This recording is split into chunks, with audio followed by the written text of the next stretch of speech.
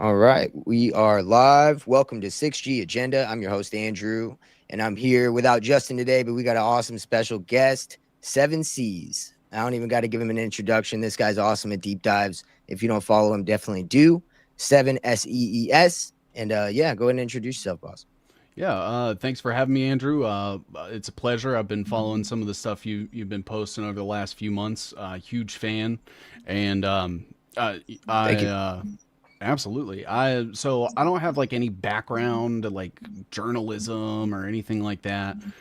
Just figured out who this guy Peter Thiel was one day and decided to start mapping stuff out because he's connected to so much stuff that you almost have to do something like that to keep up with it all. Started talking about like technocracy and biodigital convergence and stuff. Got the attention of like David Icke and Iconic. Did a short little 10 episode series with them, kind of covering like some of the major, I guess, like turning points that we've had in America over the last 100 years. Going all the way back to like the original technocracy movement and stuff, the Rockefeller takeover of like the medical industry, and I've collaborated with a few people in the space, mostly focus on technocracy, the venture capital like fintech stuff that's kind of been set up by like BlackRock. And Aladdin, and how that all sort of ties into like modern day influencers and institutions and think tanks and stuff that influence our world today. Yeah, the mainstream alternative media, right? Yep. Yep. It's just very more controlled than you'd think. It's, too many people were asking questions, so we're gonna snag that narrative up. I Yep. love I love the work you do with that. We'll definitely get into some of those topics, the biodivergence for sure. I'm interested. I think we touch a lot on that, along with our technocratic kind of um, concepts. But I'd love to get kind of what that actually is, because I don't think I've really done any deep dives on that that I can think of. Is it like Internet of Things, things like that? Kind of. In- So Internet bodies? yeah. So the biodigital convergence it is largely sort of predicated on the idea of everyone getting a digital twin, which is essentially like a compilation of all of the identifying information they can get about you, whether it's like through your smartphone or your internet history, wearables, sensors that they place, like AI, facial recognition cameras, all the way to like nano sensors that they have in various systems. I'm under the belief that there are sensors actively in our body that are being monitored as well, that use things like optogenetics and ambient backscattering, which is essentially like being able to send receive signals without like any sort of power source. Think like the bunny ears that they used to have on TVs, where it just like captures the signal. You don't have to plug it in or anything. And And they use using your body, correct? Like it would be using the yeah, power of your cells, for instance, is like kind of generating, because your body does generate a lot of power. They just have to figure out how to connect to it and harness it in a sense, right? And yeah, is that why you think that we have things inside of us as well already? yeah, I think that there was graphene oxide Yep. in Yep. the in they not only use it for like cloud seedings and stuff, but they also use it for like the COVID vaccines, and I think Yeah. that it's present in other vaccines as well. But COVID seems to be the one that people have investigated the most. But that graphene oxide is kind of like the biodigital convergence's best friend. It can be manipulated with wireless signals. It's small enough to bypass the blood-brain barrier. They are even able to send certain electrical signals to it that can then communicate with it to have it perform various functions. That can even be via Bluetooth or some other invisible wireless signal, Wi-Fi, and send those signals out to basically manipulate neurological signals in the brain. So it's Wow. basic, yeah, it's basically like a wireless and remote programming of our like our own mental state, but also having this like digital version of us as well that they can use to manipulate and monitor us in real time. Yeah, we have gotten a lot into the digital twin now that I think about it, especially when it comes to the predictive policing. And Hmm. whenever we kind of talked about RFK and him saying he wants Yeah, everybody to have wearables. And it's like, well, why would he want that? yeah, The Internet of Things and Bodies does kind of tie into that a little bit, because it builds the node work, like network, that hmm, kind of you're very detailed on very well explaining it. But also, black goo, we kind of had an episode on that, and I believe that whatever that's supposed to represent is black, graphene oxide. Yeah. I think that now that's what they use. I don't know if black goo back in the day, because when you look into like mystic, shaman, kind of, things like that, they speak about this black kind of goo that's like in you that has a kind of way of possessing you, like demonic kind of, you do ayahuasca, you hear people throwing up like black goo, right? And that's them getting rid of their demons. Well, I think that in some weird way, they have some digital kind of like actual material that they're trying to code that can kind of do the same thing and hacks into your DNA, and it can, in a way, kind of control you in a sense, not to the actual, to the T, but just like a demon would kind of mess with you. Yeah. Same kind of concept, really.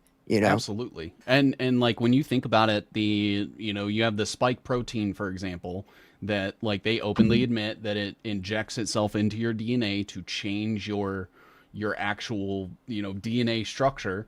And I think that is sort of like the possession piece of it in the sense that like, you're looking at, big pharma and big tech and all these things that are being run by the same Kabbalists that were, basically pushing a lot of the like mysticism and stuff for control before we ever had technology. Going all the way back to like the Canaanites and stuff. So, oh, definitely, yeah. We talked a lot about circuits having a lot of similarities with the sigils that that they would use in Kabbalistic magic.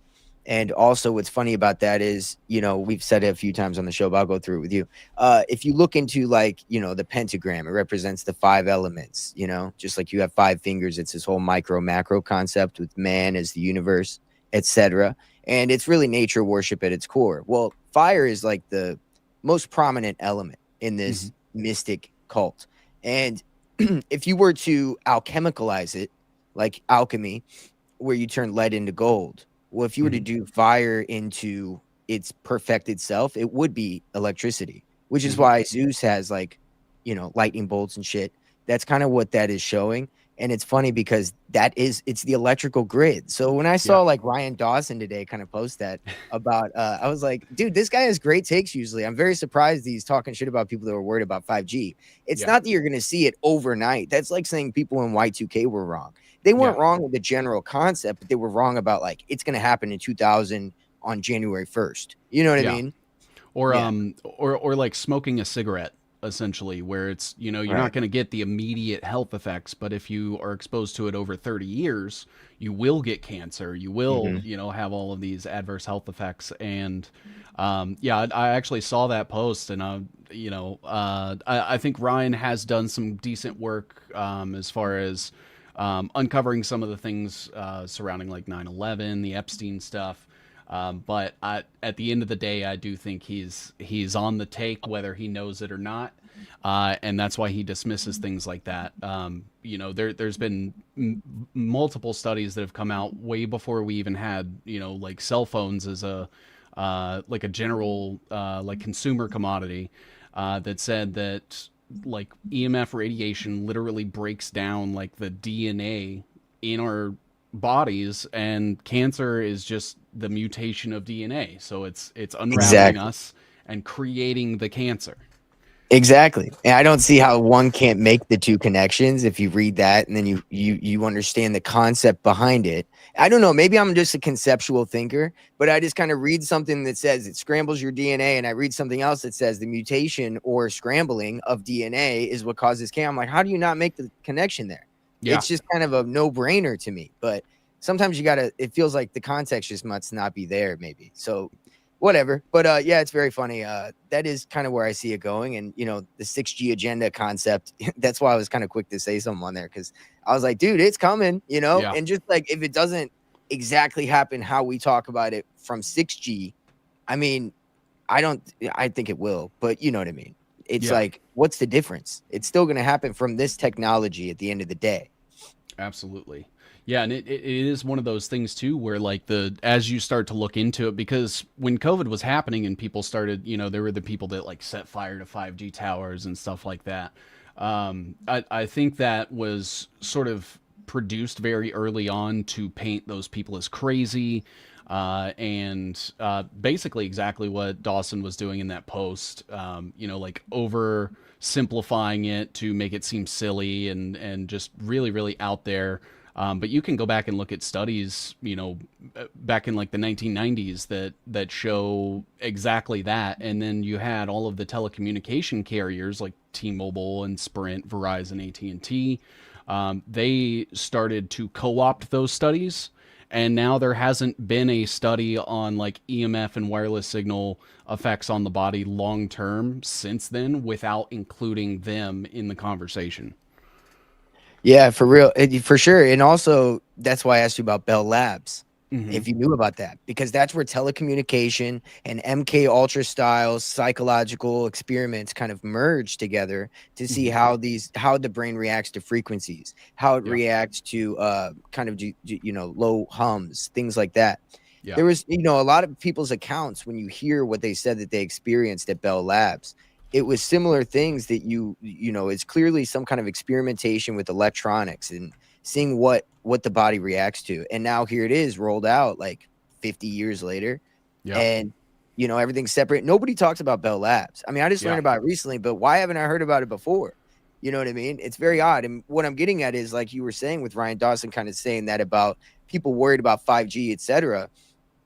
I think that the only reason why we're finding out the things that we're finding out about all the corruption and things like that is because they're trying to cover up the big chess moves going on right now, which is the fruition of this grid, this Agenda 25 and 2030.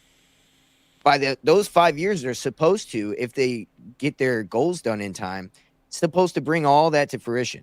And so right now, it's funny to me that all of a sudden JFK, MLK, RFK, Epstein, everything's coming out. We're aliens. We got everything coming out at once, Yeah. Israel's Armageddon. It's all going to happen at once, right? And so it's just odd to me. It feels like it's because they don't want you to see the major chess pieces moving. Yeah, absolutely. I did a show on Tinfoil Hat a few months back where I said this whole Israeli Palestinian conflict and the Israeli capture of the United States. I think while it does matter, it is important that is actually happening, that they are basically a paper tiger, so that this biodigital 6G agenda 2030 can be built, and everyone's looking at Israel without realizing that Russia's in on it, China's in on it, the United States, Britain, the EU, basically everybody's in on it. They're all collaborating together to build this on the back end. And you're including things like the crypto tokenization of basically everything. They're going to, they've already started with US Treasury bonds, real estate assets, commodities and resource infrastructure. But that's eventually going to expand to include us and our carbon footprint. And that's why they've measured what is your carbon footprint for having children? What is your carbon footprint for consuming this product and stuff? Because eventually what we'll see is sort of a merging of crypto tokenization and the carbon tax credit system that we have on your breathing. Yes, exactly. That's all it is. I mean, at the end of the day, you will be charged for living, for breathing, just for being on this earth. You're going to be taxed. And the whole revolution of the American, revolution, one could argue is about other things, but outwardly it was about taxes, right? Outwardly it was about the Tea Party. Yes, there was other whatever, but at the end of the day, I mean, in my opinion, it was because they had a vision of the future. And that was what we're seeing today. And that is this new Atlantis, new world order, kind of getting rid of the old religions, getting rid of the old style of statehood, and implanting the, if you read into Atlantis, it's about 10 God kings that ruled over everything, right? Well, CEO kings, when you read into Curtis Yarvin, what's the difference? When you look at Curtis Yarvin and the influence he has, that he's courting with Peter Thiel, JD Vance, these people are the next in line to kind of take over everything and put everything into place. I just don't see it any other way. But I can't look at Israel as a full-on paper tiger fully because of just their main holding on all the companies. I worry about their ideology kind of taking hold as it comes to fruition, because you have Project Esther and you have the Canary Mission. You have things where they're trying to blacklist people and, make a list of anybody anti-Semitic. And I think that that's why we're being baited right now with all Yeah. the anti-Semitic shit to see who does what with it. But also, again, with the global thing, the Illuminati's goals have always been to get rid of nation, religion, and property. That's what the WEF's trying to do. And what's funny to me is they're running on nationalism. If you go in Japan, what is Japan doing? Japan first, she wins. And then you go over there, you see this Freemasonic chain, where they're doing the chain of, it's, I forgot what it's called, but either way, it's a Freemasonic chain where they cross their arms so they could hold each other's hands. Yeah. Yeah. And that either way, it's running just like Conor McGregor in Ireland, running on this whole idea of nationalism and this. They're using nationalism as a guise for the globalism, is what I'm saying. Absolutely. Yeah. You basically tout this candidate, that's super pro nationalism with, and it identifies with like typically the conservative portion of the country, and they're saying we're going to bring ourselves to greatness, and then at the same time they are aligning, all of them are aligning themselves with these globalist agendas, and I don't know how people can't see it. That's honestly like what I've been racking my brain trying to understand is, you have Trump who has like Soros people involved. He has Zionists obviously have been like largely dominating his cabinet since his first term. And you have all these connections to like BlackRock and international like corporate interests and stuff that have no allegiances to the United States, to its citizens, or anything really. And you start to see this like huge apparatus, especially when like I web these things out and it becomes that like visualization of how interconnected all that is. I don't see how anybody can assume that any of these people have any of our interests at heart. I'm basically like an anti-statist. I'm like, I don't want anybody telling me or anyone else what to do. But at the end of the day, that's what would be a constitutionalist if it was done right. You know what I mean? Right. And that is where I lean. I'm more of a constitutionalist, where it's just give me my Bill of Rights, Constitution, and leave me the fuck alone. There's really nothing else that we need to really talk about. There's economic things, sure. Maybe, the social shit gets out of hand, so there's really nothing there. It's just they utilize everything they can. What do you know about Plus Ultra? Plus Ultra. I'm not sure I've heard of it. So you're like real deep into the financial aspect of things. And what's very funny about this, I don't know enough about, but Plus Ultra is a Spanish, it's essentially like a royal Spanish thing, and what it means is it's Latin for do you know about like the pillars of the Hercules pillars at the Straits of Gibraltar? Do you know anything about that? I've read a little bit on the Strait of Gibraltar, but I don't think the Hercules pillars came up. So at the Straits of Gibraltar, which is where Atlantis, if you read like this gets back into it, if you read what Plato says, that if he describes how to get to Atlantis, and he says that you have to go through the pillars of Hercules at the Straits of Gibraltar. And at this, at the pillars, there's an inscription in Latin, and Plus Ultra is the inversion of that inscription. So I think the inscription is go no further, and this means go further. Okay. So, okay. And so anyway, the Mar-a-Lago has, in between like little pillars inscribed, at Mar-a-Lago, it has Plus Ultra in between pillars. And what that indicates to me is that his family goes all the way back to like Atlantean king, god kings. But Plus Ultra, national motto of Spain, but that's because I think that's where they ended up, I guess, at some point. It has to do with a lot of banking. There's a lot of banking and money families that are tied to this. And that's why I didn't know if you had heard about it. It's worth looking into. Charles Habsburg. I know I've heard of this guy before, families that descend from him or something in my research. I just don't know enough about it. I'm trying to find anybody else that does, because I just haven't gotten deep enough into it yet, but I didn't know if you knew. No, I'm not aware, but thank you for putting that on my radar. Some money families in there, Babylonian banking cabal families. I'm sure the Medicis come up, the Rothschilds.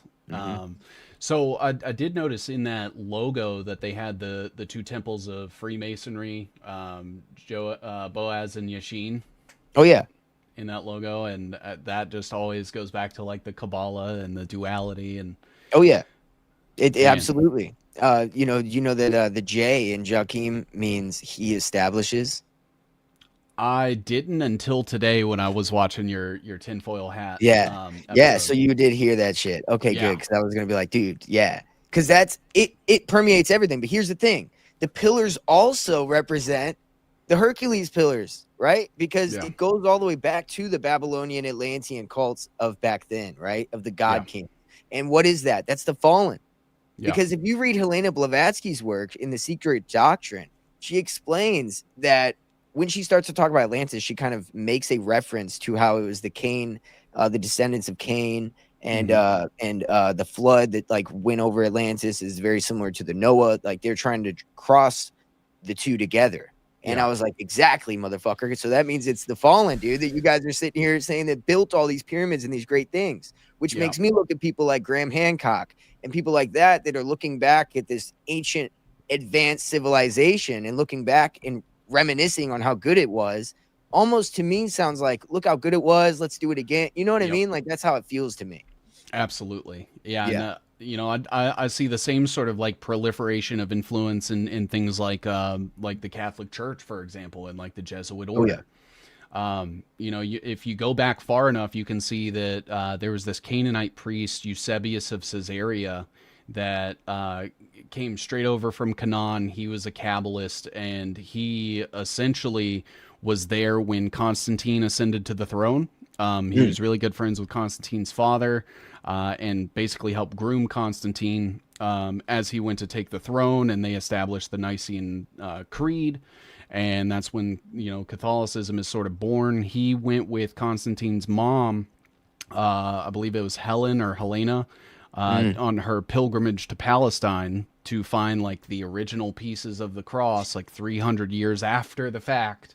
So the odds that you have this guy who's groomed by a Canaanite priest comes up and is saying like, we need to establish, an Abrahamic religion as the main religion of Rome. And that same guy then goes with the mother of that emperor to this place to find these authentic relics. And like the whole thing becomes like a giant hoodwink on Rome. Oh, 100%. And it's funny because that just is very there's so much vindication whenever it comes to the idea of knowing that Catholicism took over everything to cover up everything that he did when he was Yeah. alive, talking about Jesus. You know, and it's so clear that it's the same thing we see now with alternative media that we spoke about. It's the hijacking and then reestablishing a different narrative that more guides people into your camp. Yeah. Yeah, absolutely. And Same playbook. it's funny too, because like I'll dig into people like Mike Flynn or Eric Prince and stuff, and show like these actual connections, and show like Opus Dei and how they're involved with like intelligence communities. And then I'll say something like, someone being, a devout Catholic to me is a red flag, and people will go, "What? Why?" And it's like, well, I mean, look at what the Catholic Church has always been, So Yeah. You always lose people with something, that's just how oh it yeah, is. oh yeah. So did you see by chance? This is kind of like just happened today, so it's kind of worth bringing up because I'm sure you'll be hearing about this a lot. Oh shit, it's probably gone. Oh no, it's not. It's right here. Did you see this? So Sean Ryan put this on his story. Oh shit, Hmm. Operation Manhattan Project. It's essentially saying that on 11/4, which is today, Hmm. the terrorists have planned some kind of retaliation for the imperialistic American, past 25 years, aggression that we've been doing. So it essentially says, I mean, I didn't want to read the whole thing, but we in the Islamic State would like to express our sincerest excitement and deepest con- commendation for today's jihad in New York City and its valiant and righteous martyrs. Each year, our day comes when we are overwhelmed with joy. So it's pretty much just saying that they're excited to do some crazy shit. I can't Yeah. scroll down. Um, The 11/4 operations have been most carefully coordinated response to American aggression and imperialism launched from the Muslim world since 9/11. Now, I don't trust Sean Ryan, but I'm just yeah. curious what you think about this Manhattan Project. So I actually saw a couple people post about that, and there's one account that I follow that was kind of like calling out. I think it was Sarah Adams, had Oh, been I didn't see that. posting it. and they basically said like, you know, I did like a reverse image search of this. This was on 4chan last night, apparently. There we go. Yeah. And that it was, I guess, like the metadata files for that said that it was like created here in the United States within the last 24 hours. Oh yeah. Um, and you know, when you have that, it reminds me of like people like Laura Logan and her husband, who, you know, their entire job was sort of to stoke like this anti-Islamic sentiment to basically justify like the DoD's involvement in Iraq and Afghanistan. Mm-hmm. And I kind of see this as sort of the same. It's like they're trying to link anti-authoritarianism, leftist, like progressive shell fronts, and Mm-hmm. Islamic extremists all together. You know, I look at something like when Trump declared Antifa a terrorist organization. Antifa's stupid. Anybody that follows Antifa is stupid. It's Mm-hmm. a George Soros, you know, front network. But who's to stop, you know, Donald Trump from designating me as Antifa because I'm anti-Trump administration, or you, or It's anybody else that's, broad brush. yeah, exactly. And it just Mm-hmm. reminds me of like the Patriot Act and labeling people as terrorists. And, you know, it just kind of feels like we're in that same sort of time period where, Oh, we you know, are. Yeah. yeah, they would talk about, well, you know, Saddam Hussein has WMDs and he could launch them at any moment. That all Mm-hmm. turned out to be a lie. I don't think anything's going to happen today. Yeah, we just did it. Me either. We just did it. I'm glad that you actually had some extra shit on that you could lay down. Good shit. Came with the receipts. Yeah. So you know, what you're touching on is something we just went over. It's Operation Cyclone that was done over, you know, with the Mujahideen, where they Hmm. propped them up so that way they could fight Russia. And then Hmm. during that time, it kind of created that radical Islamist state, along with the intelligence agencies like Mossad and us. Uh, the CIA obviously involved because of George H.W. and bin Laden being, you know, Yeah. and then later on that same family, as you mentioned with 9/11. It's funny that, yeah, this has been kind of what they're using counterinsurgents with, you know, counter with the terrorists, and then also uh bringing it home so they could implement counterterrorism here, and Hmm. then more police state. And then also what's crazy to me is they're using the 9/11 president, Trump, you know, he's 45th and Yep. 47th president, not for no reason. That was on Yeah. purpose. Especially Yeah. because you get that 4 years of stoking the right. So by the Yep. time he gets back in, guess what? Nobody's going to question a thing he does. He's Yeah. just going to do whatever the fuck he wants, like he is now, and do Yeah. everything that you fought against for the past 4 years that the left was doing. And Yeah. you're not even going to bat an eye. And that's what I've been seeing this whole time. But it's very crazy to me because now we have this ultra kind of Christian, kind of traditionalist pendulum swinging. And Hmm. it's like this handmade kind of tale of, like, you know, kind of style police state that I could see happening. Yeah. Or you get the demoralized leftist style police state where everything just dissolves so you could rebuild, you know, the technocratic state regardless. Absolutely. Yeah, it's you know, you get that same duality, you know, reminiscent of the Kabbalah. Yeah. And you know, all you have to do is just I mean, they put in Joe Biden intentionally, you know, to do the Hegelian idealism, look at it, you know, how terrible things have gotten. So we need to install Palantir. We need an AI government to Yep. fix all of these things. Yeah, and you were And quick on that with the Doge shit. I mean, very quick. Like, I was like, oh, look at all this corruption they're showing. But then I kind of started to realize, like, okay, yeah, because he's going in there, he's calling himself tech support. mhm, Okay, I see what's going on.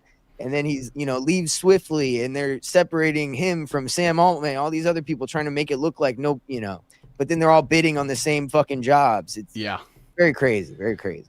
Yeah, and to sort of touch on your point of you know, why are they, you know, releasing the JFK, the MLK stuff, showing all this corruption? I think that what they're trying to do is basically install a mindset in people that a person run, like a human run government, isn't capable of doing things like fairly and transparently. So we have to have AI come in and, you know, get rid of all of these things and basically just set up this like global resource directorate where they're going to be able to allocate how much you're able to live off of.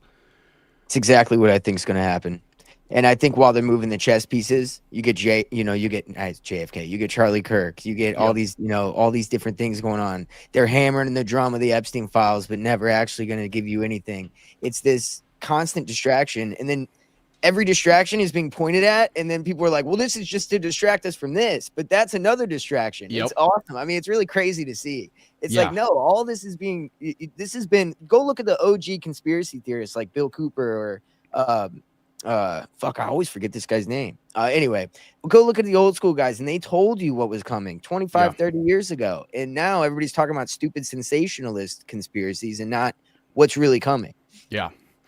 Yeah, it's one of those things where I try to highlight like the state influence of influencers and stuff, but I've noticed that people always tend to gravitate towards like when you're calling one of them out, or there happens to be like drama or a fight or like something so inconsequential, and that seems to be what's like rewarded the most in the algorithms, and it's obviously just to basically propagate this run in a circle, the Candace Owens, Tucker Carlson, Ben Shapiro, Mark Levin, Nick Fuentes thing. Oh man, dude, you took it right out of my brain, dude. We're chasing our tails. That's what I was gonna say. Yeah. They got you chasing your tails. That's exactly right. Do you have? So I saw that post today about Joe Rogan. Mm-hmm. Do you could you lay some of that out? Because I was curious. Because it hurt my heart, man. I've listened to hundreds of hours of that guy, right? And eventually, I mean, I would say that like some of what I probably heard on there made me how I am, and probably motivated to do this even, you know what I mean? And keep researching what I was doing. But there's also, as I got into that, I realized like, there's no way this guy isn't bought and contrived as well. And then there's even because I've heard so many hours of him, I started to realize like, yeah, there's some contempt for people below him, I've noticed. And there's things like that you kind of notice that like you could see the Luciferian cult kind of mentality there. And it kind of does creep out a little bit whenever you hear hundreds of hours, you end up kind of noticing, you know what I mean? Especially when you read more about what it is. Absolutely. And it's very subtle. Yeah. Yeah. And I think too, like, in Rogan's early days, he wasn't pushing so much for, like having intelligence agents on his show or having propagandists. And I think a lot of that was to create like that attachment to his audience, because once you feel a particular fondness for him, the second someone calls him controlled, well, now they have that sunken cost sort of aspect to it, where it's like, there's no way, I've listened to him for so long, and that just makes it even more difficult to shake that later on in life. So like, props to you, man, because you are a rare dude, breed. you gotta man up, dude. People gotta man up. I don't know what the problem is. I mean, my dad raised me with thick skin, dude. He was calling me a prick at 4 years old. You know what I'm saying? So it's like, dude, you just gotta man up a little bit. Like, you can't be scared. Like, not everybody's your hero, Yeah. I thought my dad was fucking Superman until I, turned 18 and realized, like, yeah, man, nobody's, everybody's a person. You know what I mean? Yeah. And that's just the sad truth of it, and you just pick who you like, and everybody comes with their flaws. Yeah. Yeah. And it's one of those things too, where, as you start to realize like, oh, this person is compromised in this way, and this person's compromised in this way. And then you slowly, like what I've realized over the last, few years is that if they are a mainstream name, if they're allowed to have any sort of prominence, they are absolutely compromised, whether they know it or not. A lot of people don't even know that they're being controlled, and they just get, boosts in the algorithms or this weird sponsorship thrown at them and some level of success. And it's to the point where if I know their name, and it's like a common household name, you should just assume that they work on behalf of like the military and intelligence communities. Unfortunately, because they will bog you down, and experience in doing this kind of shit will show you that too, especially if you're in this kind of work that we're in. So what are the connections with, like, I know that Peter Thiel and him, like, he was at a party with him before. What are the little connections that you found, like, with his money backings? I know that he got the Disney deal pretty young, and I mean, Disney's a sus place in general. That's an automatic dock on your points. So I actually have this web that I did, and this is just mapping out like sponsors or things that he's like officially connected to. So not like friends of his or any, where it's like a loose connection. There is a paper trail, a money trail, records, and things like that. So Joe Rogan, $250 million Spotify contract. I believe he made millions on a contract prior to that. But Spotify was seed funded by Peter Thiel very, very early on. You also had Sean McGuire from Founders Fund, which was Peter Thiel. That was the same guy that was played by Justin Timberlake in The Social Network that seed funded Mark Zuckerberg. Oh, really? Yeah. Yeah, so Spotify is Peter Thiel. The guy that runs Spotify, his name's Daniel Ek. He has spoken multiple times at the Bilderberg conferences. He actually invited Mark Zuckerberg to his wedding. So he's like completely bought and sold as well. And Joe Rogan obviously gets like the highest contract deal from him. And who bought the Oculus? That was Facebook, and Oculus started by Palmer Luckey, which was just another Peter Thiel guy. Yeah, and now he's making weapons of mass destruction for real. Yeah, he's gonna make sure that you fucking ain't leaving your house, dude. Like the between the Geospatial Institute, his fucking technology that he's gonna be equipping people with. I don't see how. There's got to be some kind of people catching the drift of what the fuck's going on, because there will hit a point where there's unprecedented power that I don't see what you do at that point. That's kind of where I've come to the conclusion of like I get called black-pilled all the time, because I'm like we're fucked. Like we can't even get people to understand that like Google is Mossad. How are we ever going to explain like how all of this works and things like that? And it's one of those things where I find that like the infighting and the posturing and the pissing contests and stuff that kind of take place, they seem to keep people from ever being able to come into agreement on just facts of the matter. Like these financial records and stuff, because then they have that emotional attachment and bias and stuff that keeps them from realizing it. And so I'm at the point where, I'm like, I don't know how we're going to overthrow it. I don't know if people will ever catch on before it's too late. How far will this go before somebody, that actually has skin in the game or any sort of, like saying power, any sort of authority is going to stop this, because it seems like it's just been, 100+ years, at least technology wise, of just people passing the baton.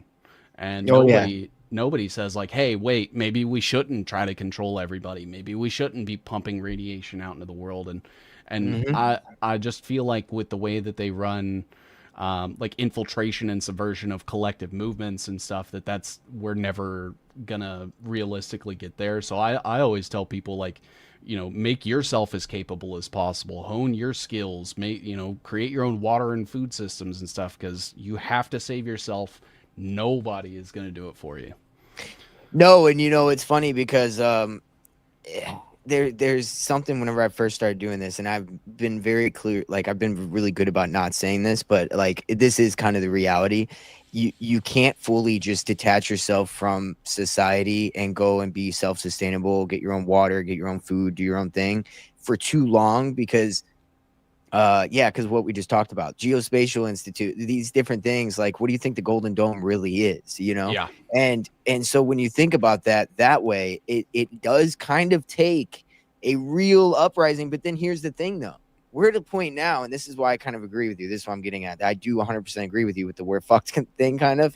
I try not to blackpill people, but dude, they're pushing for a civil war. They're pushing for an uprising. They're pushing for this because they want that destabilization. As long as they have the right people in place, when it all falls down, they already know how it's going to be rebuilt.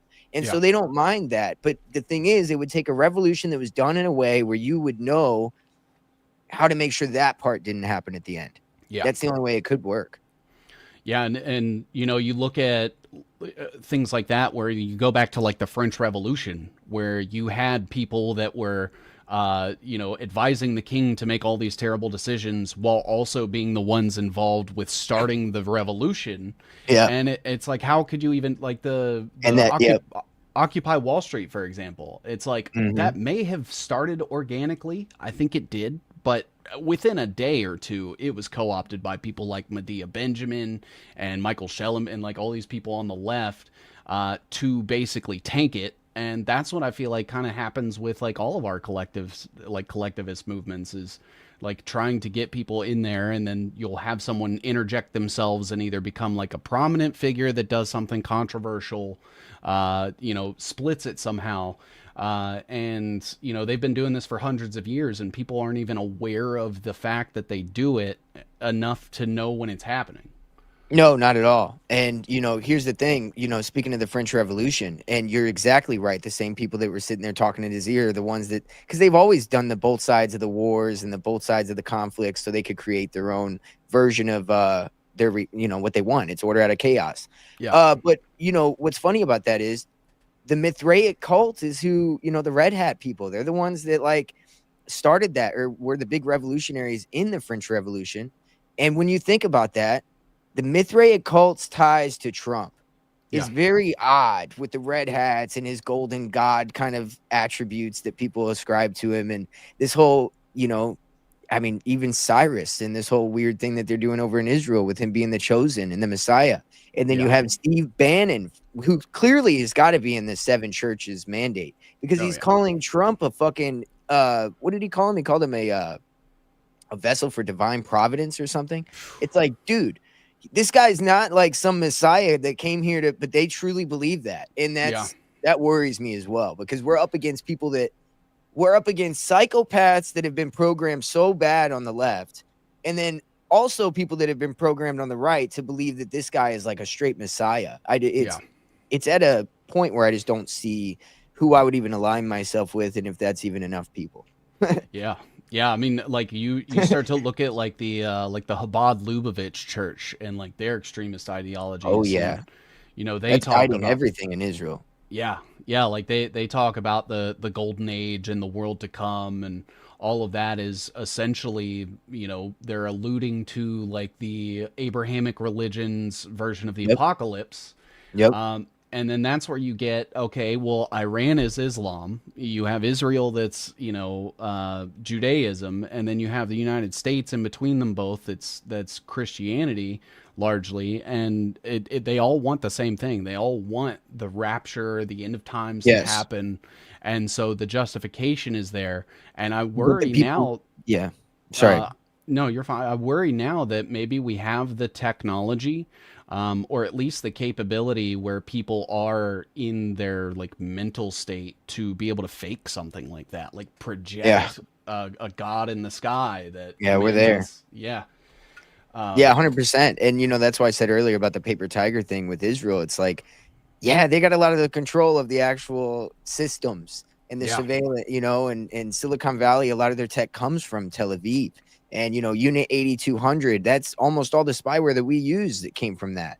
And its whole investment, the venture capital, investment that they had back then, it became the biggest venture capital investment ever. And here we are. But what I worry about when you look at the Chabad Lubavitch ideology, that particular guy said that Netanyahu, he's the one who got him to be prime minister the first time. Mm-hmm. He said, you're going to be prime minister and you're going to hand the scepter over to the Messiah.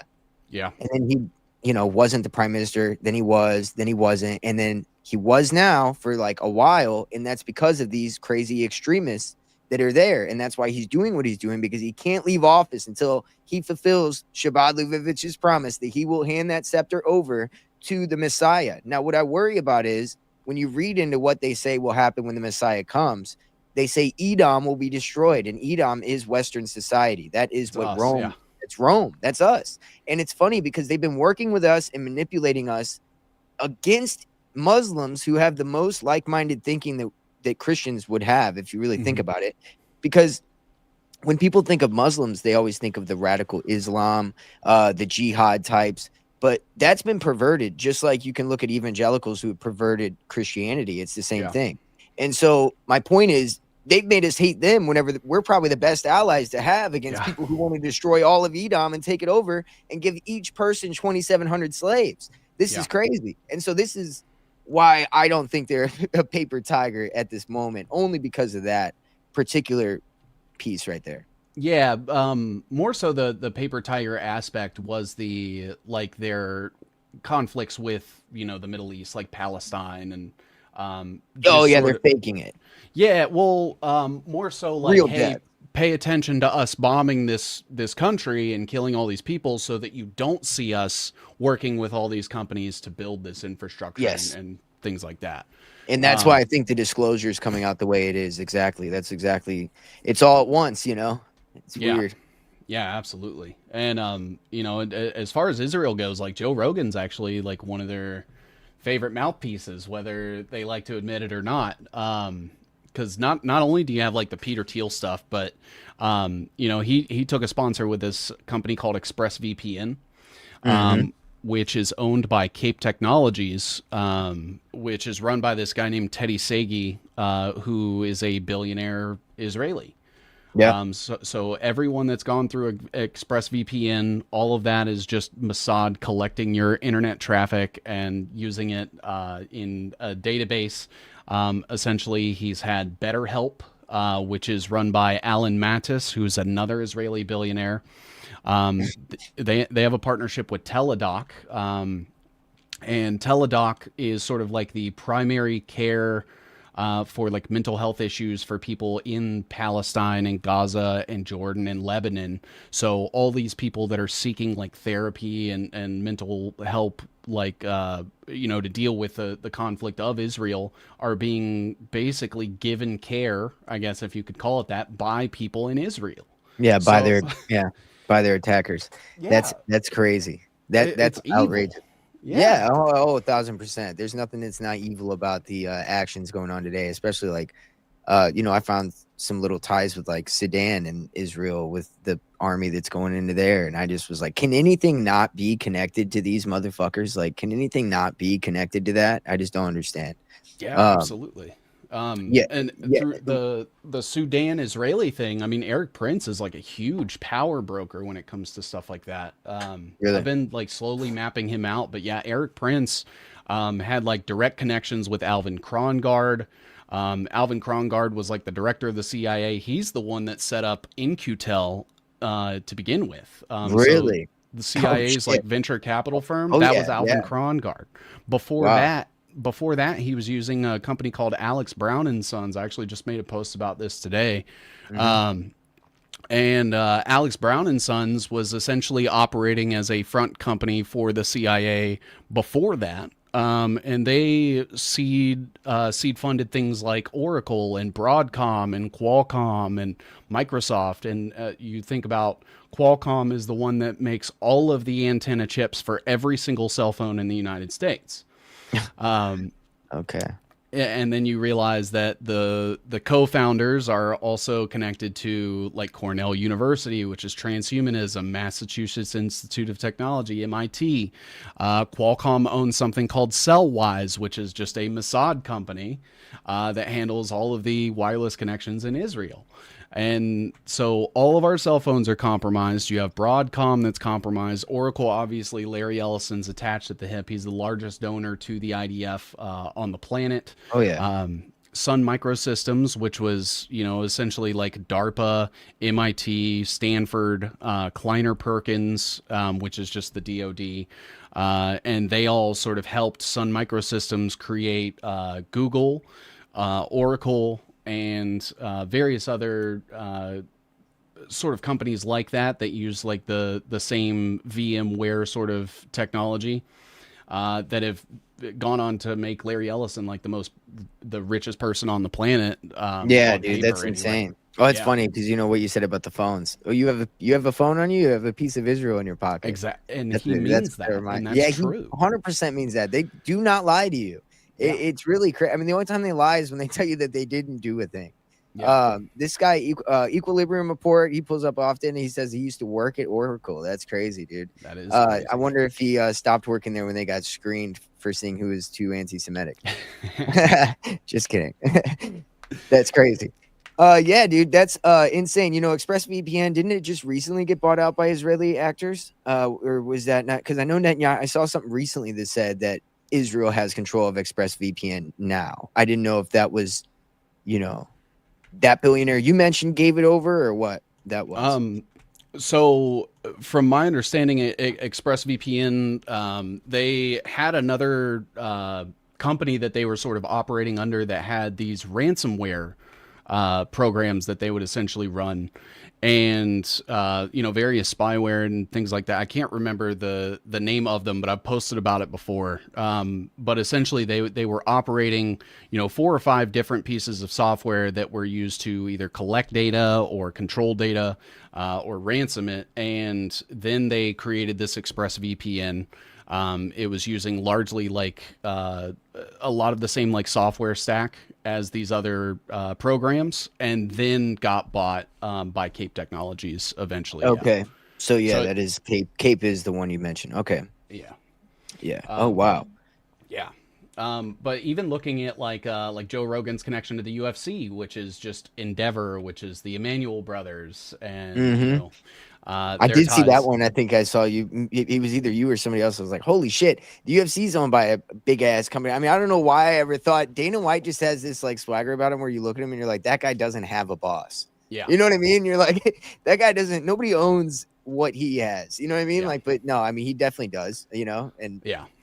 Uh, reality.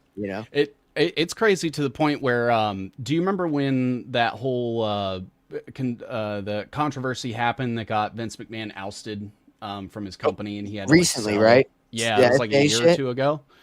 Hmm. Yeah, and I'm convinced that that lady that came out, like producing all that, I feel like that was a Mossad honeypot so the Emmanuels could buy WWE. Like they knew Vince was Oh, gonna do it because he's a shithead, oh um, man. but they planted her there to get all this dirt on him so that they could oust him from his own company and then buy it because he was never gonna sell.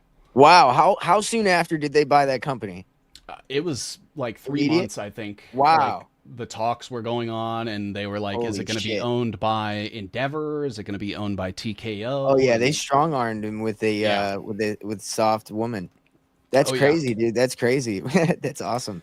yeah, Wow. That's crazy. So they are quietly buying up everything.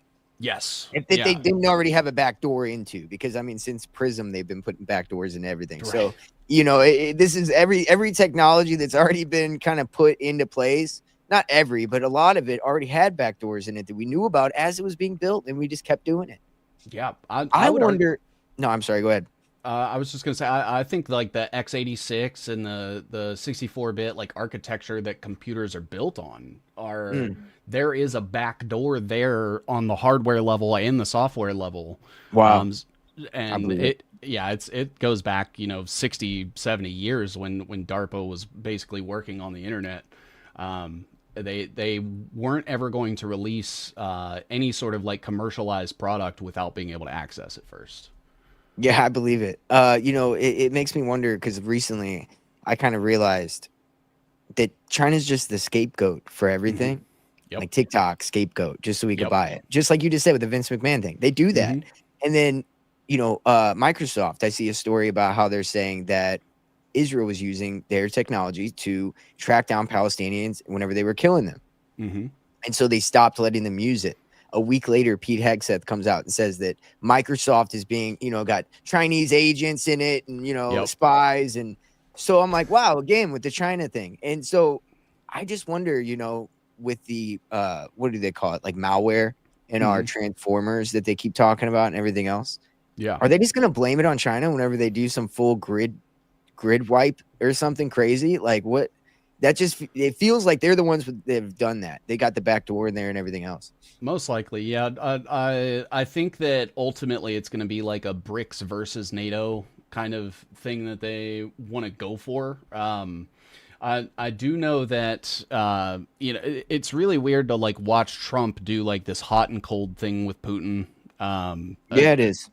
because essentially his goal is to like endear people to Putin, especially when you consider people like Eric Prince, Mike Flynn, Steve Bannon, Roger Stone, like all these people that are really, really close in that sphere.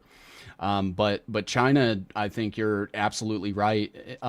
Whether it's China, it could end up being like, Qatar or Iran or something, but somebody's going to get blamed for like a That's just a cyber attack. proxy. That's just a Yeah, proxy of Israel. Just like Saudi Arabia with 9/11. It's like, yeah, come on, dude. You guys were funding in Operation Cyclone. You were using the Saudis to fund to fund the Islamicists in Operation Cyclone, but you were the ones training them and doing everything. Like you just yeah, used these third parties and these shell companies to do it. absolutely. Yeah, It's and crazy. when it comes to like the idea of a cyber attack, I mean that is something that can be completely faked from the inside, and because you have the proprietary information and like security concerns and stuff that can be brushed over with so much red tape that like you don't have to do a physical attack anymore. Like we won't. I would be surprised if they went the route of something like another 9/11. Just because of how difficult it is to like orchestrate something like that, Right. where with like Amazon Web Services or Oracle Cloud hosting, all you have to do is just run a script, say, oh no, we're being attacked by another country and our servers Hmm. are out, and then you have justification to do whatever you want. I think that's what that last Amazon Web Yep. Services Do you outage was think that about. was a test, kind of a little test? Yeah, Okay, worst case scenario right here. I just thought about it. They get everybody plugged into this full grid, digital ID, digital crypto, central banking, CBDCs, the whole thing, everything streamlined, fully digital. And then something like that happens and it doesn't come back up, full EMP, whatever the case may be, to the point where they know people will eat each other. You know what I'm yes, saying? And that is worst case scenario. I could kind of see that being a possibility if we let it get that far. Once everything's streamlined and everything's good and they got production being ran by AI to the point where they really don't need people, easiest way besides a disease or whatever, do it that way. People will yeah. just tear themselves apart. What do we care? We'll rebuild after. Like, we got our smart cities and everything. That's all that matters. Like, I don't know. It's weird. I think that there'll be something weird with that. I do Yeah. think that that's a possibility. Yeah, I always bring up, crypto. I'm not a fan of cryptocurrency. It's, I sort of put it all in this big blanket of it's just digital currencies. That is one of these staples of the NWO. Yep. And, I sort of see it as all these people that are like super pro freedom, pro liberty stuff that like push Bitcoin, for example. Um, Now, when it comes to Bitcoin, like you need electricity, you need an internet connection of some sort in order to communicate two devices between each other to warrant like a transaction. And then there's the like coded in usury of it that they call gas fees. And Mm. all of that's sort of tied back to like the energy stuff. You remember like when the Bitcoin miners were getting shut down by the government because of their like strain on the grid and things like Oh, yeah, that. yeah. And so, if the only way for you to have a representation of your wealth is a digital one, all they have to do is just turn off the power lines, they turn off your internet, and now you can't purchase anything. Now you can't transact with society. That's without even like debanking you, blacklisting you, whatever that looks like. Yep. They could literally just force like your utility companies to push you off of the grid, and if there are punishments for operating like off of the crypto blockchain grid or the digital grid, that will basically incentivize people to ignore you, to relegate you, away from them because they don't want to be punished also. Oh, yeah. And that's where you get like the tokenization of like wallet IDs and transaction IDs and stuff that come up. Most people don't know like our social medias have token IDs associated with them. Every post that you make, for example, you ever see that like long string of numbers? That is your post ID. So then Mhm. they can take all of that, track it in a database, tie it back to you, see everyone that you've ever sort of communicated with, been in proximity with, and then punish them through this like AI system. And Yes, and that is where the what are they calling it now? Where they just can't where we've reached a point where we just can't find common ground with people. You know what I mean? That's where that comes in handy. Where yeah, so many people, even in your own family, half of them can't stand the other half because of their ideologies and their Yeah. beliefs. And so that's where that kind of comes in handy, because you don't have the destabilization of community, family, all those things makes what you just said so much more believable in this scenario where incentivization for monetary, pursuits Mhm. will be like totally shut down if you fuck with somebody that you shouldn't, or is blacklisted or whatever. Yeah. I could see that, and with Cash Patel saying that, I don't know if you saw this, but he literally said, I don't work for conspiracy theorists. I work for the American people. Yeah. So that he differentiates conspiracy theorists from American people. Yeah. And so to me, that is saying the quiet thing out loud, and nobody really sees what that is. They're not worried about the leftists, the right, whatever, because they could use them as useful puppets to Mhm. kind of, do whatever they do. And it's crazy. It's Absolutely. very clear who they're coming for. Well, I always, I always like to make it a point too. Like when people think of like our elected officials or people that run different departments of the government, when they take an oath, they're taking an oath to the state and the national interests of America. They don't give a fuck about you. It's if you just so happen to say the wrong thing, now you implicate national security. They can legally just kill you.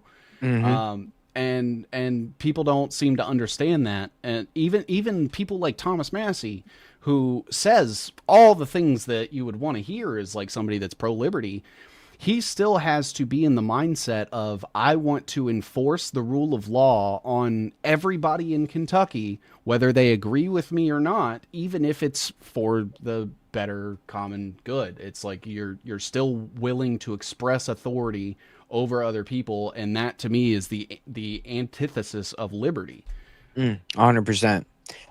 Thomas Massey, my boy Ben from End of the World News. I'm trying to remember what he said. He was a part of with the Jesuit style, it might have been the Jesuit or something like that. It's the Freemasons. Something either that or the DeMolay. Yeah. Yeah. Which is the Freemasons. And I mean, here's the thing about that: the DeMolay kids, some of them, never, do anything with it because they're kids. Like Bill Cooper, for instance, he was a DeMolay kid. Yeah. I mean, a big part of me and it's funny because if you read his book, he explains that he thinks that is a big reason why he thinks his life went the way it went. Mm-hmm. But it's not like he was shown things and tried to manipulate it and used kind of to disclose information to see if he would, do it or not. Right. Yeah. And he started to realize that with aliens and shit, and started to be like, because he was showed the magic files, which it's funny because they memory hold that with Majestic 12. And Majestic 12 is this whole idea of like star seeds and, people that come from the Galactic Federation and all this shit, right? That's where you start getting Scientology. Exactly. And that document was used to memory hold what he was talking about, which is the magic document. And you can find it on his like website or whatever. Dude, it's crazy. He kind of explains the document he saw. So it's a secondhand kind of thing. But what it explains is like Operation Bluebeam. You know what I mean? One of the first people to even bring that up. I mean, the other guy that brought it up was Sergey something. He was like a Russian guy. Okay. Yeah. Yeah. But no, I was just going to get the national security directives. He gets real deep on the evolution of national security directives and this building of this parallel government, which is what we know today as the continuity of government. And like FEMA, right? Under national emergency. We don't understand. If you got to go look at the executive orders that they've given, 300 of them signed by Reagan, a bunch of them signed by Nixon. Kennedy started it, but what he did was said that if we are ever attacked or anything, imminent comes, we have to do something. And it's still this. Nixon changed the terminology of how it was worded and said, pretty much, if anything possibly could ever maybe happen, we're going to be sure that we're ready. So in other words, like super open, broad brush, like, we're just going to do it pre contingent. And then you had the 300 NSD documents get signed by Reagan, which now have given like all these powers over. And George H.W. Bush actually signed over. He said it was a technical issue, but he actually signed over all the powers in a national emergency over to FEMA, and they actually control every agency. Now, a national emergency could be anything. Yeah. It could literally be an oil spill in the coast. Like it Yeah. could be a lot of things. And yeah, there's been a lot of those, but I'm just saying, like, they could use whatever they want. COVID was one. Yeah. Yeah, absolutely. And you look even like as far back as things like the Lieber Code, where they were like when you had like the Hague Convention going on, where all of these countries got together and they were like, all right, so we all agree that like we should be able to declare martial law in our own country and just force people to do whatever we want, and all of them agreeing to adhere to the same agenda like 120 140 years ago, Yeah. and using that same precedence that was set by Lincoln when he ended up like basically, Yep. yeah, That's what I and was gonna say is what Bill Cooper said was all that those national security directives and the power that they actually got was only possible because the martial law never got lifted from the Civil War. And yeah, most people don't know that martial law was never lifted because we live our life like in a normal everyday whatever. Dude, it's been a slow drip, like yeah, David Icke calls it, the totalitarian tiptoe. It yeah, really is that. absolutely. I mean that's why you can see Trump just sign an order that posits 300 national security guards in Exactly. like a subway or an airport or wherever he wants. Mhm. Well, the executive orders, like presidents ruling by executive orders, that's only possible because of, again, martial law never got taken away. All these like that's really why a president ruling by executive orders is okay. So if you look into Roman history, they had a constitution at one point. Yeah. But for a long time, there was people living thinking that constitution was in place when it wasn't, and there was a group of like oligarch style people that were actually running everything. I forgot what they called them, uh, but it's very similar to what we see today. I think Yeah. that's really what's been going on. Where behind the scenes, they are not operating. I mean, we see it outwardly with the executive orders. Yeah. They're ruling like a Roman emperor. Absolutely. Yeah, and it's one of those things where you see all these people in Congress that have like their own bases and supporters and people that question them and things like that, and it, to me, in my opinion, that alone is okay. Well, if there's no congressman that's willing to like call this out, if there's no politician that's willing to address these and actually bring them up, like even going back to like Citizens United, which isn't even that old, none of them will ever do anything about that, even though it's like an open admission of, hey, private and foreign entities are totally able to just buy out our government and own it outright, and that's totally fine and legal, and there's nothing you can do about it. And Mm-hmm. they won't even address things like that, and they'll openly take advantage of it.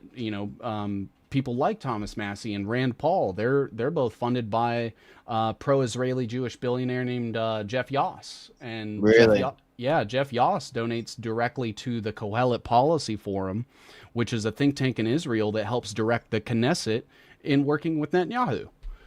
man. Yeah. Well, this gets back to the Overton window that is Yeah, Joe Rogan's experience, right? Where yeah, he has on Dave Smith and that guy, and they argue about Israel. This is when all the Israel shit really kicked off, where everybody's talking about Israel, right? hmm, And what they're controlling their government and APAC, and now Tucker and Candace and Fuentes. I mean, Fuentes kind of always did, but they then inorganically just fucking shot him up yep, and so all this kind of goes on. Well, who is the guy that's arguing against Israel? Dave Smith. He's also a Jew. I mean, don't get yep, me wrong. My mom's side's Jewish, and there's plenty of Jews that are against Zionism. yeah, Is Dave Smith? I would hope so. I hope that he's, fully behind everything he says. But there is that little question of why is it happening on a guy's show who you've clearly laid out is very Mossad tied with this technocratic state. And we know that Israel kind of in their in their prophecy, if you're going to believe any of the Zionist Christian prophecy of like everybody turns on Israel, this is hmm, biblical. I mean, it kind of has to happen, right? So then they're manufacturing their own hatred for yep, themselves to then have reason to instill exactly what they wanted the whole time. It goes back to the French Revolution. We're doing this so we could cause a revolution over here, and it's the same thing today. absolutely. Do you remember earlier this year when Trump quoted Napoleon? No. So like the day before, I said, guys, we're just watching the French Revolution again. Like the storming of Bastille was the storming of the Capitol. You know, you have all these parallels, and then literally the next day, Trump quote tweets Napoleon. It was like shortly after he got inaugurated, and I was like, look, he says it. He says Yep. that's what they're doing. That's what they're doing. Like, there's way too many parallels. You have the Hegelian idealism, because like Hegel and his buddies, they loved the idea of a French Revolution because once you have a revolution, like the societal, I guess like deadline is zero. So now you have this vacuum of culture where you're able to push all these ideologies. And I kind of think that's sort of what COVID was in the sense Oh that yeah. it was like a huge reset of the way that we conducted ourselves as a society and how we, you know, communicated with each other and interacted. And I think that is what allowed like basically this hyper, you know, fake libertarian, pro big tech, pro Israel thing to kind of come in, fill this vacuum and say, at least we're not the last guys. Right. And not only is it the French Revolution, it's the Bolsheviks too. Yeah. You know, I mean, Sam Tripoli is very right whenever he says it's the Bolsheviks. I mean, QAnon is Operation Trust 2.0. You know what I Yeah. mean? That's 100% what that is, especially when we talk about Mike Flynn. And, you know, I did a Fort Bragg episode where I kind of tried my hand a little bit what you do, but nothing financial, where I connect everything to Fort Bragg that's a psyop or domestic terror or whatever. Yeah. Sean Ryan's from Fort Bragg, the buddy that came on that got the email from Matt Liversberger's Fort Bragg. Matt Liversberger was Fort Bragg. That's the Yep. guy who blew up himself in the Tesla truck. And then the same day, the New Orleans guy that ran over people in New Year's festival, Fort Bragger. Yep. It's just constant. Anthrax, Fort Bragg. It's just Yep. everything, right? It's the hub of psyops. And they even called themselves the Politburo whenever Biden was in presidency. And dude, that is what they call themselves in the Bolsheviks, if you don't know. And again, funded by the Wall Street, you know, bankers. Yeah. And you know, that just to me goes back to you know, the fact that Mike Flynn and Steve Bannon and Eric Prince and all these people are like very, very close with pro-Russians. You know, you had like Oliver North, you had Dana Rohrabacher was actually like a mentor to Eric Prince as he was coming up. Rohrabacher was in Ronald Reagan's administration. He was part of the Bill Clinton impeachment stuff with Bill Barr's father. Damn, dude, I didn't know that the guy who had popcorn was that influential. I'm just kidding. Damn, that's wild, bro. Yeah, Dude, man. that is crazy. No, I mean, it's definitely, you know, it reminds me of this guy like that had in the 80s. I can't remember his name right now, but he was talking about the Zionist AIPAC and everything in our Congress back in the 80s. He was talking about it, and he didn't get around. I can't remember his name right now. I've got it saved on my Instagram, but maybe I'll send it to you later. But Okay. this dude, like with his wife, he's standing out there. He's like, you know, this is the Congress and AIPAC. You know, you're just explaining how it all works and how they don't have to, you know, sign a foreign registry or anything. And now here we are, 50 years damn near later, and nobody fucking did. I mean, every president damn near was a Zionist regime president. Whenever you really look at it, I think Nixon might have been like the only one that wasn't super like that, but that's why he also got put out. You know what I mean? Like from the Yeah, he I think he was willing to play along for so long, and eventually like I don't know whether it was his ego or, you know, back or like pressure from other like donors or you know, political affiliates or whatever that is, but I do think you're absolutely right that he was basically designed to like come in, carry on the work of like LBJ and get us over that hump. Very much so. Reagan. Oh yeah. And then he started that's when talking shit about really went down. Yeah, he started saying the Jews too many times in the Oval Office, and they heard that, and they were like, all right, you gotta go. Yeah, you heard the phone call he had where he's like, I heard about these synagogue of Satan. He's like, you know, it's such like an old like boomer kind of realizing a thing, you know? It's kind of how it came across. He's like, I heard something about the synagogue of Satan, you know? Yeah. So Bill Barr, I think is what he meant to say. Yeah, his dad gave him the job as a mathematician. I believe William Barr is the one who wrote the book, or his dad who wrote that book that was like space relations. Do you know about this? And it's all about essentially what went on Epstein Island, but in space. Yeah. right? It's like, it's just, we're going to tell you what happened, but we're going to make roundabout. it not believable by talking about space. And then that just always reminds me, like, the obsession with space, it's got to be the ancient alien thing. Yeah. I can't think of anything else. Like the ancient alien, because they worship the fallen. It's their best way of kind of selling this kind of ideology. You know what I mean? Mm-hmm. I just think of Dave Chappelle, Space Jews. You know what I mean? Like, it's just, I don't know, man. There's something to that. It's just so fucking right. Well, I think a lot of it too has to, the Saturn iconography that is like so heavily present in like the Cabal worship and things like that. Like Saturn is basically the god of time. Mm-hmm. And so they want to Immaterial. own, yeah, all time. And I think that in their mind that space is the number one thing that influences the passage of time. Mm. And so if they're able to control space, then they can control time. If they can control time, they can control the world.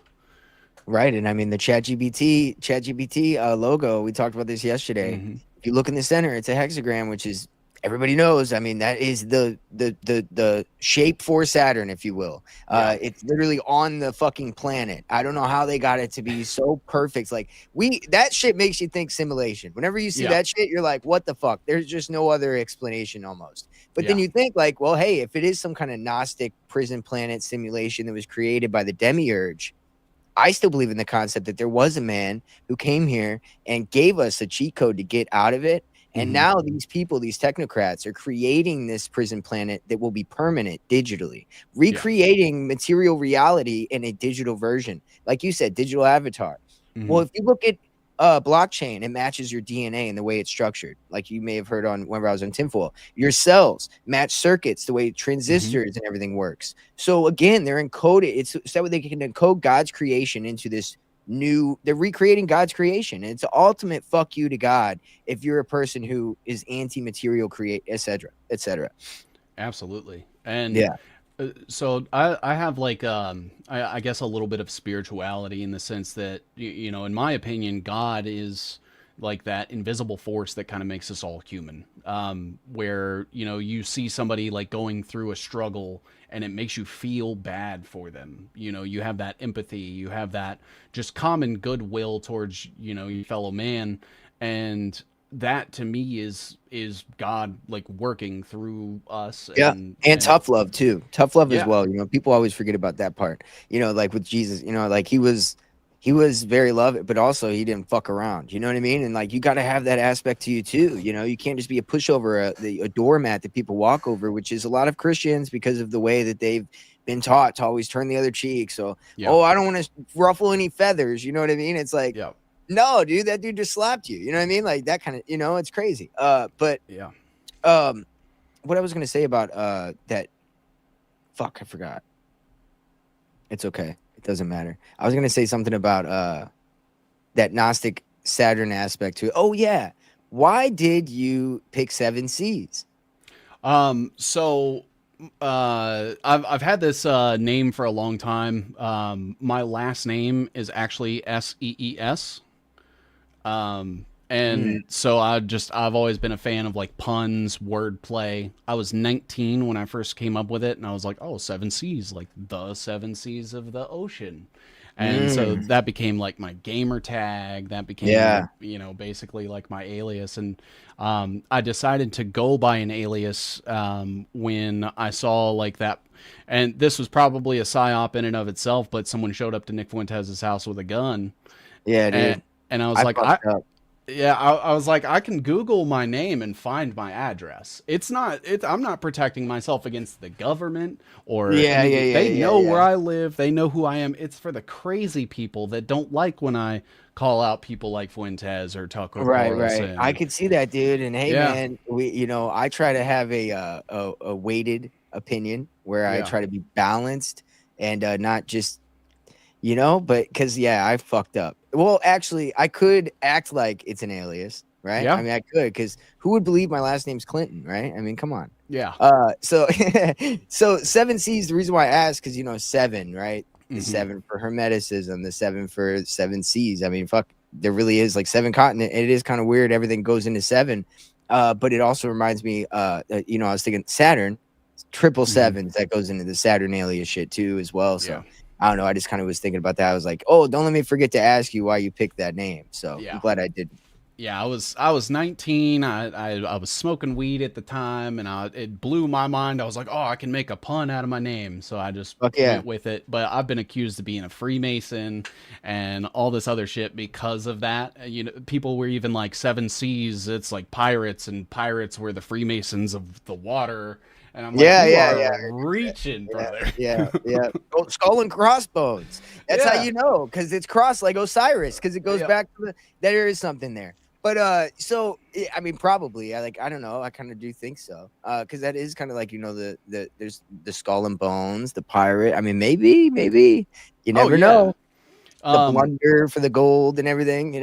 yeah, what they were saying for sure. It's just it is one of those things where I had spent a lot of time like calling out these people that have like on paper connections to like intelligence agencies and stuff, and sometimes you do sort of like speculate and say like, well, this person's friends with this person, so they must be involved with this. And I'm like, man, when you're on the other side of it and you see like the conclusions that people jump to, because like I don't even know who my dad was. Like, I never met my biological father. Oh, My mom was like in and out of jail starting when I was like 14. Like, I've never held a position of prominence anywhere. I'm totally against authority, fuck yeah, as a principle. So it's like, what? I don't understand where I could be like falling into this yeah. agenda kind of No, thing. that's a life that fucking builds character right there, dude. That's Yeah. awesome. I get it. Thanks, Yeah, man. dude. Similar background for me, dude. That if you don't go through struggle, man, you're not gonna come out on top, dude. It's just Oh not gonna yeah. happen. You're gonna have a media. If you have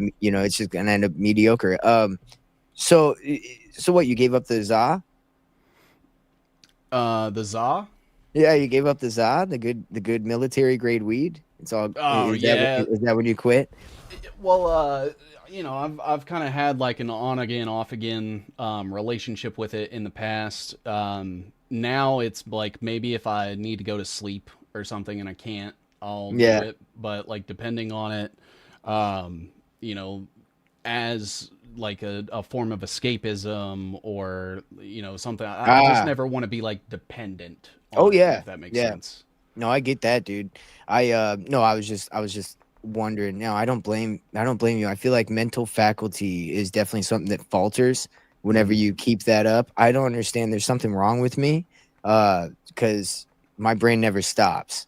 Like I Yeah. could smoke a little bit, there's no escaping. If anything, I plunge myself deeper into what I'm thinking about. You know what I mean? It's a weird thing.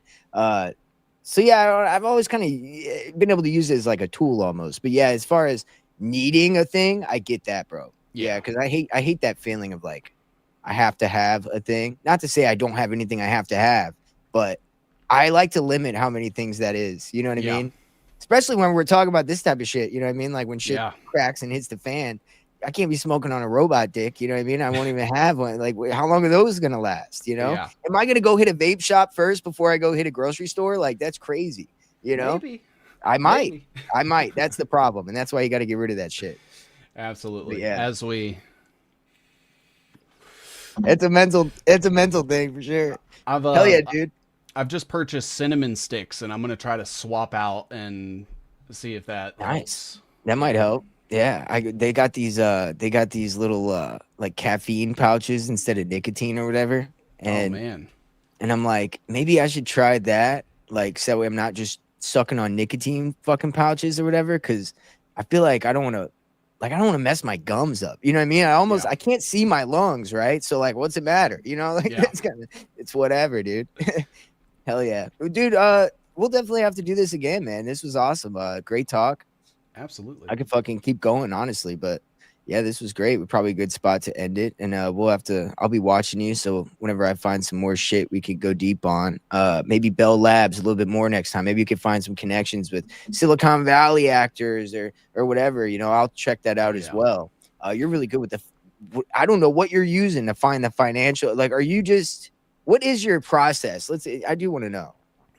So normally what I'll do is like when I start with somebody, if I'm looking at like a particular individual, I'll go to their Wikipedia just as like a base to see like, oh, they're part of this institute and like having links and stuff to the official source, because Wikipedia sucks. Oh yeah. It is owned and controlled, but when it comes to like this person's on this board and this person was part of, as an advisor to this, it's actually a really, really good starting point, because you do have like a public consensus on these things with sourced information. But I'll start there. And that's really where it starts to open up, because I'll see somebody is like somebody is on the board of like KKR and Co, for example. We'll use Ken Melman as an example. So I'll see, okay, Ken Melman's part of KKR. What else is Ken Melman a part of? Like Council on Foreign Relations. He's part of like the Zuckerberg and his wife initiative and stuff. And I'll start to basically then start pulling other people that are part of those, and then see what they're a part of. And that could be, Oh yeah. whether it's I like, see it now. I see the web forming now. That's crazy. yeah. And, it's like when I go to, for example, I'll bring up my Eric Prince one. And I'll screen share that really quickly, and Yeah, just no kind of rush. show like my thought process for where I went here. So it started with Eric Prince, and I just started listing out. It started with his father, started with his mother, and then like looking at what they were a part of, like the Edgar and Elsa Prince Foundation, the Council for National Policy, Family Research Council. And then from there, it's like, okay, well, Edgar Prince and Eric Prince both had a relationship with Alvin Krongard. Alvin Krongard was appointed to the CIA by George Tenet. Alvin Krongard was also he married Cheryl Gordon, who's over Apollo Global. And then he was also part of the CIA. What's Apollo Global? I've heard that come up a lot. So Apollo Global is sort of like an investment firm. They used to be called Drexel Burnham Lambert, but Drexel Burnham Lambert was found guilty for their implication in the junk bond crisis in the 80s. So essentially, you had everyone from Drexel Burnham Lambert then like recollectivize under this new thing called Apollo Global, where you had Leon Black, who was super close to Epstein. He was actually implicated in like that Virgin Islands lawsuit. Oh yeah. You had people like Nigel Farage that were working at Drexel Burnham Lambert, back in the 80s. You had Michael Milken as well. Michael Milken, was found guilty for his role in that junk bond crisis. And then 30 years later, Donald Trump pardons him the second he gets in office. Oh, shit. Yeah. Apollo Global owns like Chuck E. Cheese, for example, is owned by Apollo Global. One of their main properties that I like to bring up is this thing called Constellus, which Constellus used to be Academy, which used to be G Services, which used to be Blackwater. So you have so Eric Prince started Blackwater, was really good friends with Alvin Krongard, who was part of the CIA, the DCI, whose wife managed Apollo Global that bought what Blackwater became. So you have this huge fucking circle. Yeah. And, wow. Holy shit. I remember Eric Prince's name, and once you said Blackwater, I was like, oh, yeah, that's where I remember that name from. Yeah. Holy shit, dude. That is a big circle. It just all connects right back to itself. Yeah. Through like third parties. Absolutely. And so Apollo Global is very similar to like BlackRock, for example, in the sense that they will make huge investments and do leveraged buyouts of companies, basically forcing companies to sell, or they'll, just do like a hostile takeover by buying all the shares or whatever that looks like. And they have all the money in the world. And then their return on investment from us, buying those products and using those services. And then they use that to then corner and capture even more of the market. But definitely, if you have some time, go look at like the list of Apollo Global Management assets, because the list is very, very long. I think that's what I caught a glimpse of, but yeah, I don't recall any of it. Yeah, dude, I will check that out for sure. What you're doing is like such like that is, dude, you're doing the most useful work out of probably most of the researchers out there. I feel like you're doing the connecting of the dots. Like you're the fucking dot connector for real. Like 100%. This is like the epitome of it. I mean, yeah, 100%. Like when people say follow the money, and what this all is connecting dots of people that work with other people and all that stuff. I'm kind of shitty with the names of that person that works with this, but dude, it's so necessary because it Yeah. paints the whole picture. And two, it's one of those things where, you know, all of these things are just facts. I'm not like, nowhere on this web do I push any sort of narrative. Do I like take one position or another? It's just fact. You know, Amazon was financed by Alex Brown and Sons, which was the CIA, and like these are all just things you can go look at. And so you don't really fall into like the two party dichotomy, or you know, any sort of ideology that can sort of deny any of these things as facts. And if you just keep it at that, it's like the work speaks for itself. I don't have to say anything. Oh yeah, and I don't see how you could fall into a dichotomy when you see left and right people working together to further the agenda. It's like, Exactly. come on, dude. It can't be one group because then it wouldn't work because all the other groups would beat that group. It has to Yep. be all the groups at the highest level. That's why you see global entities like the Bilderberg, CFR. These are, I mean, at the executive level, these people are all initiated into these Luciferian Yeah. cults, if you will.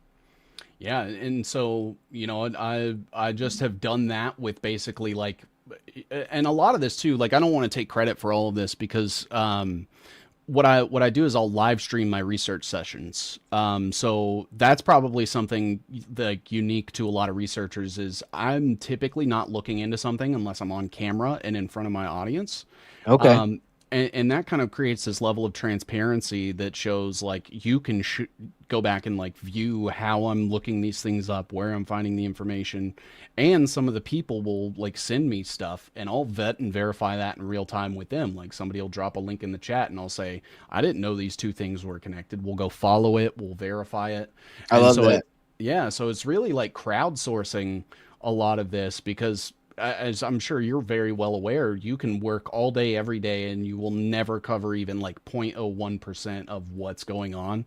So involving all these other people to like see things that I may have missed or, you know, wasn't aware of, and stuff like that. It's a huge value. So props to like all my, you know, community and my supporters and stuff like that that come in and throw their hat in the ring too. Oh, for sure. Yeah. Shout out to anybody who listens, you know, to our show as well or your show, because that is one thing that I love about this is you get information that you only can find because of your connect, like what you're looking at. Hmm. And there's people that have seen things that you didn't, that then all of a sudden it opens up a whole new aspect of a thing. Dude, people all the time hit me up with things. I'm like, oh, gonna look into that next, or I'm gonna save that for this time or whatever. Yeah. Very, very important to crowdsource, especially with other people that, you know, are in. Yeah, because it's hard to find people that are even interested in this shit in real life anyway. So you Yeah. kind of need this kind of outlet in general. So yeah, no, it's definitely great. It's funny because I'm just keep thinking about how I had this guy. Do you know who Richard Gage is? Mm-mm. He's the 9/11 demolition guy, Okay. the you know, the architectural engineer guy. Yeah. You know, okay, he's been around a lot. And I had somebody hit me up like right away, and they're like, "Hey, he's a wolf in sheep's clothing and shit like that, right?" Yeah. And gave me like 3 other researchers to look up that like have great information about being like a direct energy weapon or some kind of like Tesla. You know how he has that machine? I don't know Hmm. if you've heard of this, that like could vibrate at a certain frequency, and then the whole building started to like an earthquake started, so he had to smash it before the whole building came down. Yeah. They were arguing it was something like that. And anyway, so I'm gonna look into those researches. But again, it's like I have a guy on. I think he's like, all right, this guy's like, you know, an expert. He's gonna fucking lay some shit down. And yeah, it's a demolition, controlled demolition, bombs, thermite. That's it. Case closed. Somebody hits me up. Whole nother thing to get into. So Yep. it's kind of awesome because you're never done. Like you Yeah. said, you'll never have time to like finish it all. Sometimes I wonder if it's like I never actually wonder if I'll have shit for this, you know, to talk about. Yeah. But I've definitely had people like kind of hint like, well, how do you, dude? There's never enough. You know, there's Yeah. not enough time in the day, dude. We're going into this book. Have you ever read Secret Teachings of All Ages? Mm-mm. It's a Manly P. Hall. He was like a 33rd degree Freemason, Oh man. and this book is fucking monstrous. And so Wow. we're doing a book club on it right now. We do like a live Nice. and shit. I started off with the best chapter, Atlantis, breaks down. That's why it was fresh in my mind today. It breaks down all the what it was like, the society, all the things they worshipped, etc. And yeah, I could sit here and do that. I mean, this would take months, to break down. Like this guy broke down the Kabbalah in a way where Freemasons approached him and were like, "Where did you get this from? Like, how do you know this? I mean, it's not wrong. I just don't understand how you put this together." Like this guy knew what he was doing. Yeah. And I'm not even reading it from an aspect of like, this is all true and this is what I want people. I look at it this way. I want to know how they think and what their ideologies are and how they view the world so I can better understand my enemy and what I'm against, and then see them when they speak. They can't hide everything. And that's why I'm able to see, like Joe Rogan, little subtle things that most people probably never pick up on because I'm studying the way they think. And I feel like that's another aspect, probably equal to like what you're doing. You got to follow the money and you got to follow the ideology so you know your enemy. Absolutely. Yeah. And it is one of those things where like you always have to keep that in the back of your mind and keep the like big picture stuff. I think of like a Nick Fuentes, for example. It's like he'll be everyone's hero one week because he calls out like Mark Levin, for example. And it's like, okay, so what about the fact that like he was super pro Trump the first time, the fact that he was a J6 in Charlottesville, partnered up with Laura Loomer, and all of these things. And it's like that doesn't just change. Like these people are ingrained in these things, and regardless of what they say, look at what they do, look who they're connected with, and look what they benefit. I think that's the biggest part is, who is going to benefit from the rhetoric that's being spouted right now, and 99% of the time it's the people that are already fucking in charge. Yeah, same people. Yeah, dude. Fuck yeah, man. Oh man, what a great talk. Great episode, dude. What a banger. I will get more into your I want to do more of your web next time for sure. Because that's gonna be fun. I'm excited for that. So maybe we'll get that planned up soon. So yeah, thank you for coming on. Here, you can stay here. I'm gonna end this out.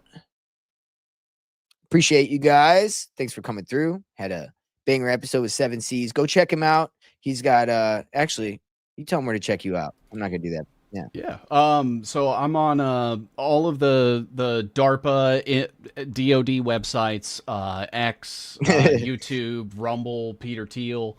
And I also have my own website as well, 7cs.tv. That's where you guys can go if you don't want to like have a YouTube account or a Rumble account. There's no ads. There's no chat, unfortunately, because I can't afford to pay someone to do that. I'm not smart enough, but I live stream usually weekly. I also have some merch on my like Linktree that you can find in my Twitter bio, and donation page if anybody feels so inclined.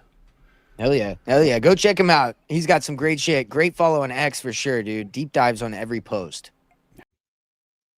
Hey, thanks again, everybody. I'll see you all next time.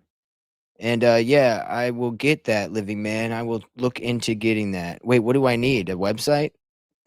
I have one. 6gagenda.com. Check it out. I'll see y'all next time.